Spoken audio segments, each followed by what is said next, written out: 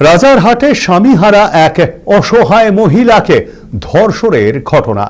সেই প্রেক্ষিতে গুরুতর অভিযোগ ভাঙড়ের বাসিন্দা জহুর আলমের বিরুদ্ধে। এবার বিচার চেয়ে উত্তর 24 পরগনা জেলা প্রশাসন ও মহিলা কমিশনের দ্বারস্থ হয়েছেন ওই মহিলা। অভিযোগ, প্রায় 2.5 বছর আগে অসুস্থ মাকে নিয়ে ডাক্তার দেখাতে গিয়ে জহুর আলমের সঙ্গে পরিচয় হয় ওই মহিলার। প্রথম দিকে বিভিন্নভাবে সাহায্য করায় তাদের মধ্যে ফোন নাম্বার আদান প্রদান হয়। এরপর কাজের সুযোগ দেওয়ার অছিলায় জহুর আলম তাকে ডেকে পাঠায়। নির্যাতিতার দাবি, একদিন একটি কাগজে সই করানোর নাম করে তাকে একটি ফাঁকা বাড়িতে নিয়ে গিয়ে বলপূর্বক ধর্ষণ করা হয়। সেই সময় গোপনে ছবি ও ভিডিও রেকর্ড করা হয় বলে অভিযোগ। পরে সেই ভিডিও দেখে দীর্ঘদিন ধরে নির্যাতিতাকে ব্ল্যাকমেল করা হয়। এমনকি ওই ভিডিওর ভয় দেখিয়ে তাকে বসিরহাটের একাধিক হোটেলে নিয়ে গিয়ে বারবার ধর্ষণ করা হয়েছে। অবশেষে নির্যাতনের হাত থেকে মুক্তি পেতে এবং জেলা শাসকের দপ্তর ও মহিলা কমিশনে ইমেল মারফত লিখিত অভিযোগ দায়ের করেছেন ওই নির্যাতিতা। পাশাপাশি পুরো ঘটনার তদন্ত অভিযুক্ত বিরুদ্ধে কঠোরতম শাস্তির দাবি জানিয়েছেন।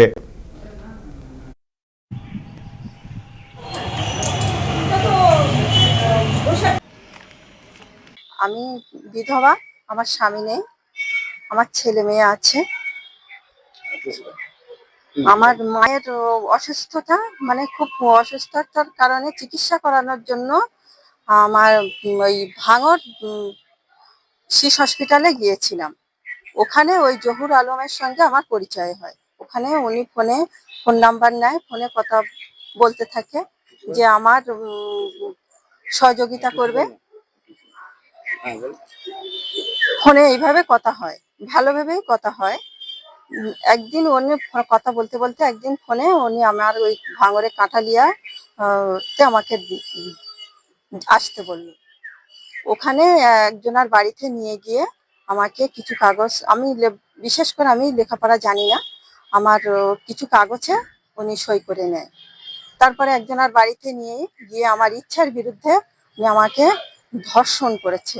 আবার ওই সেই মুহূর্তে ছবি ভিডিও কখন তুলেছে সেগুলো আমি জানি না।